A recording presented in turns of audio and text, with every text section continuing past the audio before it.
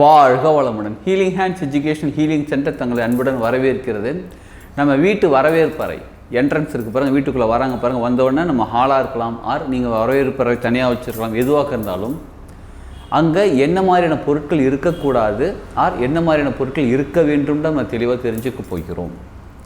சிலர் சேர் போட்டு வச்சுருப்பாங்க, பிளாஸ்டிக் சேர் போட்டு வச்சுருப்பாங்க. பிளாஸ்டிக் சேரில் சின்னதாக கிராக் விட்டுருக்கும், இல்லை உடஞ்சிருக்கும். ஒரு இலுக்கு ஒரு அதில் உட்காராதீங்க, அதில் உட்காந்துடாதீங்க, அந்த சேர் உடஞ்சிருக்கு, அப்படியே இங்கே போட்டு வச்சுருக்கீங்க. சிலர் சொல்லுவாங்க, சார் அந்த சேரில் உட்காராதீங்க, உங்கள் வெயிட் தாங்காது, அது உடஞ்சிருக்கு, அப்படியே போட்டு வச்சுருக்கீங்கன்னா சின்ன குழந்தைங்க யாராவது உட்காந்துக்கலாம். எவ்வளோங்க ஒரு பிளாஸ்டிக் சேரோட விலை எவ்வளோங்க? நான் சாதாரணமாக கேட்குறேன். ஒரு 600-700 ரூபா இருக்குமா ஒரு நல்ல சேர்? இப்போ 1000 ருபீஸ்னு கூட வச்சுக்கோங்களேன்.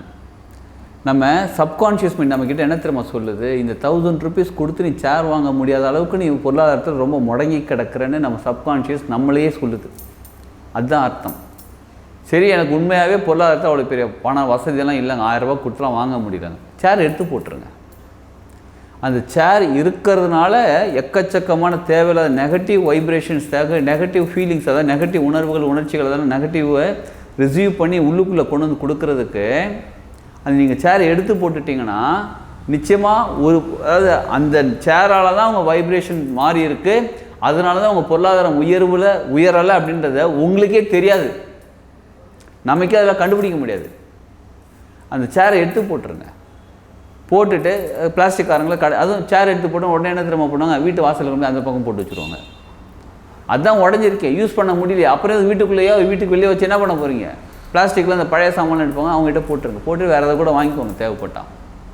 ஆக மொத்தம் சொல்ல வர்றது என்னென்னா, பிளாஸ்டிக் உடஞ்ச சேர் இருக்கக்கூடாது. சரி, உட்டன் சேர் உடஞ்சதுன்னா பழைய காலத்து சேர்லாம் இருக்குங்க, இன்னும் ரொம்ப ஸ்ட்ராங்காக இருக்கும், ஆனால் சின்ன கீறல் விட்டுருக்கும், சின்ன விரிசல் விட்டுருக்கும். ஆசாரிக்கிட்ட சொல்லி முதல்ல அந்த விரிசலை அடைச்சிருங்க.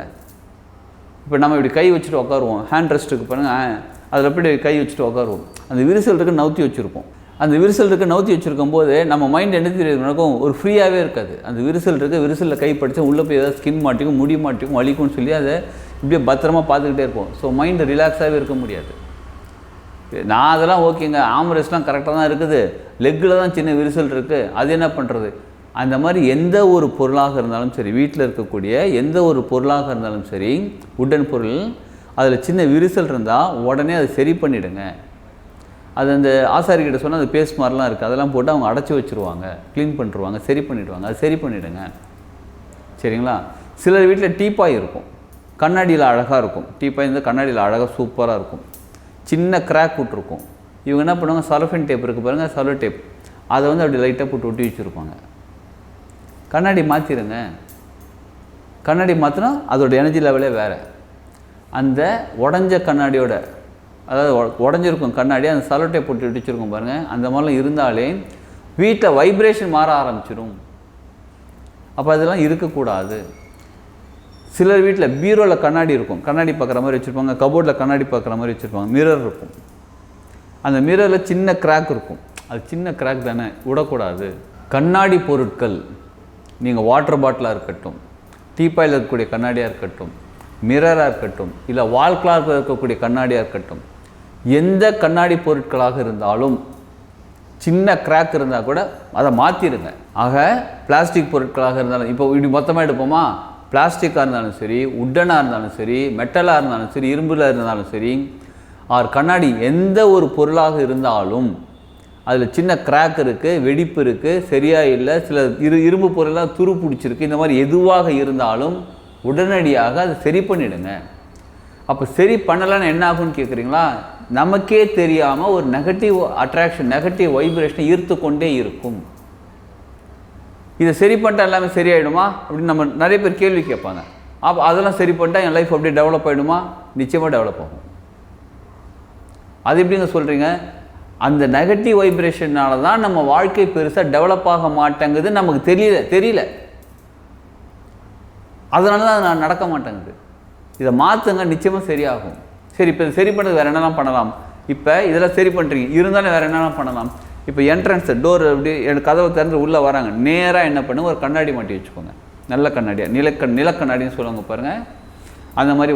அதாவது எப்படிப்பட்ட மனிதர்கள் என்ன வைப்ரேஷனில் என்ன ஃப்ரீக்குவன்சியில் வந்தாலும் தன்னை பார்த்த உடனே எதில் கண்ணாடியில் தன்னை பார்த்த உடனே அவங்க நிலை உடனே மாறிடுவாங்க. கோவத்தோடு ஒரு ஆள் வராருன்னு வச்சுக்கோங்களேன், கதவை திறக்கிறீங்க, கோவத்தோடு வராரு, அப்படி பார்க்குறாரு, நேரில் பார்த்தா அவர் முகம்தான் தெரியுது, உடனே மாறிடுவார். அவருக்கே தெரியாமல் அவர் சப்கான்ஷியஸ் மைண்டுக்குள்ளே ஒரு சில விஷயங்கள் போயிட்டு அவரே மாறிடுவார். ஏன்னா எந்த ஒரு மனிதரும் சோகமாகவோ கோபமாகவோ இல்லை துக்கமாகவோ தன்னை பார்க்குறது விரும்ப மாட்டாங்க. அது நமக்கே தெரியாமல் உள்ளுக்குள்ளே நடக்கும். அப்படி மாட்டி வச்சுருங்க. எங்கள் வீட்டில் அந்த மாதிரி வசதி இல்லைங்க. நான் வந்து கண்ணாடி மாட்டி வைக்கிறது எதிரில் ஜன்னல் இருக்குது, இல்லைன்னா எதிரில் ஒரு பொருள் இருக்குது, அந்த மாதிரி கண்ணாடி மாட்டி வைக்க முடியல அப்படின்னா இந்த ரவுண்ட் ஷேப்பில் இந்த வாஸ்து கண்ணாடின்னு ஒன்று விற்பாங்க. அதாவது டூம் அந்த கார்லலாம் பார்த்தீங்கன்னு வச்சுக்கோங்களேன், ஒரு மாதிரி லென்ஸ் மாதிரி இருக்கும், அப்படியே குவிஞ்சா மாதிரி இருக்கும், ஒரு கண்ணாடி இருக்கும், அது மாதிரி வாஸ்து கண்ணாடி மாதிரி இருக்கும். அது எப்படின்னா கொஞ்சம் தூரத்தை அப்படியே வியூ பண்ணி காமிக்கிற மாதிரி இருக்கும். அதை மாட்டி கண்ணாடியை மாட்டுறது பெஸ்ட்டு. அதுவும் நல்ல பெரிய கண்ணாடியை மாட்டுறது ஒரு அட்லீஸ்ட் 2-3 ஃபீட்டு கண்ணாடி மாட்டுறது பெஸ்ட்டு. அப்படி இல்லைனா இந்த மாதிரி மாட்டி வச்சுருங்க. மாட்டி வச்சிங்கன்னா வாஸ்து சாஸ்திரப்படியும் இது ரொம்ப நல்லது. எந்த நெகட்டிவ் எனர்ஜி நமக்கு வீட்டுக்குள்ளே வந்து சேராது. இது ரொம்ப சிறப்பாக ஒர்க் ஆகும் உங்களுக்கு. இதை பண்ணுங்கள். உங்களால் அதாவது என்ன முடியுமோ அதை செய்யுங்க அங்கே, சரிங்களா? முதல்ல செய்ய வேண்டியது உடஞ்ச பொருட்கள் எதுவாக இருந்தாலும் தூக்கி போட்டுருங்க, வெளியில் எடுத்துருங்க. சில நேரத்தில் அவங்க பிளாஸ்டிக் பாட்டில், வாட்டர் பாட்டில் வாங்கி வச்சுருப்பாங்க, மூடி தொலைஞ்சு போயிடும், மூடி உடஞ்சி போயிடும். அதை அப்படியே பத்திரமா அங்கே ஓரமாக வச்சுருப்பாங்க, டைனிங் டேபிள்லையோ இல்லை எங்கேயோ ஒரு இடத்துல ஓரமாக வச்சுருப்பாங்க. வச்சு என்ன பண்ண போகிறீங்க? ஒன்றும் பண்ண போகிறது. அப்போ தூக்கி போட்டுருங்க. நான் மூடி வாங்கி யூஸ் பண்ணலான்ட்டு இருக்காங்க, அப்போ மூடி வாங்கி யூஸ் பண்ணுங்கள். இல்லை அங்கே மூடி கிடைக்க மாட்டேங்குது, அப்போ தூக்கி போட்டுருங்க. அதாவது நம்ம எப்படி தெரியுமா இருக்கிறோம், இன்னொரு வாட்டர் பாட்டில் ஒரு 50 ரூபா இருக்குமா, பிளாஸ்டிக் வாட்டர் பாட்டில் 50 ரூபா கொடுத்தனால வாட்டர் பாட்டில் வாங்கக்கூடிய அளவுக்கு வசதியாக இருக்கிற, அதாவது வாங்க முடியாத அளவுக்கு என்னோடய பொருளாதாரம் இருக்குன்னு நமக்கே நம்ம சப்கான்ஷியஸ் மேலே ரீப்ரோக்ராம் பண்ணிக்கிட்டு இருக்கோம், சரிங்களா? அப்போ உங்கள் எப்போ வாழ்க்கை முன்னேறும் அப்படின்னா, எங்கள் 50 ரூபா வாட்டர் பாட்டிலுங்க, கரெக்ட் 50 ரூபா வாட்டர் பாட்டில் தான், மூடி ஒன்று வாங்கி போட்டுருங்க, வாங்கி போட்டு யூஸ் பண்ண ஆரம்பிச்சிடுங்க. இல்லைனா யாருக்காவது கொடுத்துருங்க, அவங்கள ஏதாவது யூஸ் பண்ணிட்டு போகணும். அவங்க மூடி வாங்கி போட்டு அவங்க ஏதாவது யூஸ் பண்ணிட்டு போகணும். இன்னொருத்தவங்க உபயோகமாக இருக்கட்டும். உபயோகப்படாத பொருட்கள் நீங்கள் வாங்கி வைக்க உபயோகப்படாத எனர்ஜி தான் வீட்டுக்குள்ளே சேரும். அப்போ நீங்கள் செய்கிற முயற்சிகள் எல்லாமே உபயோகப்படாமல் போய்டும். புரிஞ்சுக்கோங்க அதை. அப்போ நம்ம வாழ்க்கையில் முன்னேறதுக்கு நிறைய செயல்கள் செஞ்சாலும் இந்த மாதிரி சின்ன சின்ன விஷயங்கள்லாம் பல தடைகள் நம்மளே கிரியேட் பண்ணிச்சு, நம்மளே முட்டுக்கட்டை போட்டுக்கிட்டு நம்மளே முயற்சி செஞ்சு நான் தாண்ட முடியலப்பா, எனக்கு முன்னேற மாட்டேங்குது, நம்மளே குறை சொல்லிட்டு தான் இருக்கிறோம். அப்போ இந்த மாதிரி வீட்டில் என்ன இருக்கும், நாங்களாம் இல்லை பத்திரமா லாஃப்ட்டில் போட்டு வச்சுருக்கோம், பரணியில் போட்டு வச்சுருக்கோம். இப்போ என்ன பண்ணுவீங்க அப்படின்னு கேட்குறீங்களா? வச்சு உங்கள் மனசுக்கு தெரியுதுல பரணியில் போட்டு வச்சுருக்கீங்கன்னு. சிலருக்கு எப்படி தெரியுங்களா, பரணியில் என்ன இருக்குன்னே தெரிய மாட்டேங்குது. எதை போட்டு வச்சுருக்கோம் அப்படியே எடுத்து பார்ப்பாங்க. வருஷத்துக்கு வருது, அப்படியே பொங்கல் வேறு வருதா, அப்படி எடுத்து பார்ப்பாங்க. எடுத்து பார்க்கும்போது நம்ம இதை தான் தேடிட்டு இருந்தோம்ல, பாரு இங்கே தான் இருக்குது, அப்படி எடுத்தால் உடஞ்சிரும். நம்மளும் யூஸ் பண்ணாமல் மற்றவங்களையும் யூஸ் பண்ண விடாமல் அப்படியே போட்டு வேஸ்ட்டாக பண்ணுறது எல்லாமே நம்ம செய்யக்கூடிய ஒவ்வொரு முயற்சிகளும் நமக்கும் யூஸ் ஆகாமல் மற்றவங்களுக்கும் யூஸ் ஆகாமல் அந்த முயற்சி வேஸ்ட் ஆகிடும். இது பெரிய சூட்சமமான விஷயம், நமக்கு சரியாக புரிய மாட்டேங்குது. அது புரியலன்றதுக்காக இப்போ புரிகிற மாதிரி சொல்லிக்கிட்டு இருக்கேன். இது செய்யுங்க. இதை செய்ய செய்ய செய்ய உங்கள் வீடை எந்த அளவுக்கு நீட்டாக இருக்கோ, யூஸ் பண்ணக்கூடிய பொருட்கள் இருக்குது. சிலர் என்ன பண்ணுவாங்க, காப்பரில் இருக்கக்கூடிய பொருட்கள்லாம் பத்திரமா எடுத்து வச்சுருப்பாங்க. ஓகே, அதெல்லாம் என்றைக்காவது ஒரு நாள் யூஸ் பண்ணுறது. இப்போ பன்னீர் சொம்புன்னு சொல்லுவாங்க, யாராவது வீட்டுக்கு விசேஷம் இருக்கும்போது வீட்டுக்கு வந்து பன்னீர் சொம்பில் பன்னீர் போட்டு தெளிக்கிறதுக்கு, அந்த மாதிரி ஏதாவது விஷயங்கள்லாம் ஓகே பரவாயில்ல. இந்த சின்ன சின்ன பொருட்கள்லாம் எடுத்து பத்திரமா எடுத்து ஒழிச்சு வைக்கிறது, யூஸ் பண்ணாத பொருட்கள்லாம் எடுத்து ஒழிச்சு வைக்கிறது. சிலர் எப்படி தெரியுங்களா, குழந்தைங்களுக்கு பொம்மை வாங்குவாங்க. இந்த பொம்மை நீ இப்போ விளையாடக்கூடாது, நீ அடுத்த வருஷம் விளையாடுன்னு சொல்லி அப்படி மூட்டை கட்டி எடுத்து மேலே போட்டு வச்சுருப்பாங்க. அது 5 வருஷம் ஆகிடும். 5 வருஷம் கழித்து நம்ம லாஃப்ட்டில் எங்கேயாவது க்ளீன் பண்ணும்போது அந்த பொம்மையை எடுப்போம். எடுக்கும்போது அப்போயாவது மற்றவங்களுக்கு கொடுப்போமான்னு கேட்டால் அடுத்தவங்க கிடையாது. நம்ம ஃபேமிலியில் அடுத்தது இன்னொரு குழந்தை எங்கேயோ ஒரு இடத்துல குழந்தை அதுங்களுக்கு கிஃப்டாக மறுபடியும் எடுத்து போட்டு வச்சுருப்போம். இந்த மாதிரி யூஸ் பண்ணாத பொருட்கள் மறுபடியும் சொல்கிறாங்க, திரும்ப சொல்கிறேன், தெளிவாக சொல்கிறேன், கேட்டுக்கோங்க. ஏன்னா இது ரொம்ப முக்கியமான பாயிண்ட் சொல்கிறேன். எந்த அளவுக்கு நம்ம வீட்டில் மற்றவங்க யூஸ் பண்ணக்கூடிய பொருட்களை நம்ம யூஸ் பண்ணாமல் தூக்கி ஓரங்கட்டி பாதுகாத்து இல்லை தூக்கி ஓரங்கட்டி வச்சுருக்கோமோ அந்த அளவுக்கு நம்மளோட முயற்சிகளும் நமக்கும் யூஸ் பண்ணால் மற்றவங்களும் யூஸ் பண்ணாமல் வேஸ்ட்டாக போயிடும்.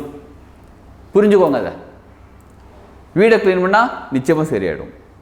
வீட்டில் தேவையில்லாத பொருட்களை தூக்கி போட்டுட்டிங்களா, நம்ம யூஸ் பண்ணாத பொருட்களை ஆனால் மற்றவங்க யூஸ் பண்ணக்கூடிய பொருட்களை அவங்களுக்கு யூஸ் பண்ணுற மாதிரி கொடுத்துட்டிங்களா, நம்ம முயற்சி ஒன்று ஜெயிக்க ஆரம்பிச்சிடும்.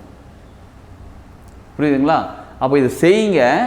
செய்ய நிச்சயமாக உங்கள் வாழ்க்கையில் பெரிய பெரிய மாற்றங்கள் வந்துடும். அடுத்தது ரொம்ப முக்கியமானது என்ன தெரியுங்களா, டோர் மேட் போடுவாங்க பாருங்கள். சிலர் எப்படி தெரியுங்களா, அவங்க பழைய நைட்டி, சுடிதார் துணி, இந்த வேஷ்டி இதெல்லாம் தூக்கி டோர் மேட்டாக போட்டு வச்சுருப்பாங்க. ஒரு டோர் மேட்டை நான் 10,000 50,000 இருக்குமாங்க, இல்லை 1 லட்ச ரூபா ஒரு டோர் மேட்டை. நான் கிண்டலாக பேசலாங்க, சீரியஸாக சொல்லிகிட்ருக்கேன். ஒரு 100 ரூபா 150 ரூபா இருக்குங்களா, ஒரு டோர் மேட் வாங்கி போட்டால் அதோடைய எனர்ஜி லெவலே வேறு மாதிரி இருக்கும். நம்ம பார்க்குற பார்வையும் அதோடய எனர்ஜி லெவலே வேறு மாதிரி இருக்கும். இந்த பழைய நைட்டி வேஸ்ட்லாம் தூக்கி போடுறாங்களே, காலை அப்படியே சிக்கிக்கும், காலை அப்படியே போய் மாட்டிக்கும். அதையும் சரி பண்ணவும் மாட்டோம், அப்படியே குவிஞ்ச மாதிரி துணியை அப்படி குவிச்சு வச்ச மாதிரி இருக்கும். அது எதுக்கு டோர் மேட்டை? நம்ம சின்ன சின்ன செலவுகள் 100 ரூபா 150 ரூபா 200 ரூபா இந்த மாதிரி சின்ன சின்ன செலவுகளில் நம்ம மிச்சம் பிடிச்சி ஆயிரக்கணக்கில் லட்சக்கணக்கில் அங்கே லாஸ் ஆகிட்ருக்கும், நமக்கே தெரியாது. அதாவது லாஸ்னா 2 விதமான லாஸ் இருக்குது. ஒன்று நம்ம கையிலேருந்து செலவாகிறது ஒரு லாஸ், இன்னொன்று நமக்கு வர வேண்டிய வருமானம் வராமல் இருக்கிறது ஒரு லாஸ். நம்ம கையிலேருந்து செலவாகிற லாஸ் கூட நம்மளால் கணக்கு பண்ணிட முடியும், ஆனால் நமக்கு வர வேண்டிய லாபம் வராமல் இருக்கிறது எவ்வளோ நம்மளால் கணக்கே பண்ண முடியாது.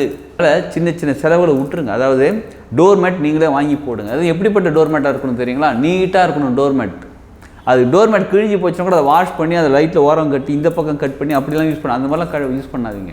இன்னொரு முக்கியமான விஷயம், நம்ம லக்ஷ்மி சாமி கும்பிட்றோம், யார் சரஸ்வதி கும்பிட்றோமா? எதற்காக சரஸ்வதி கும்பிட்றோம்? பாடம் படிக்கிறது, சரிங்களா?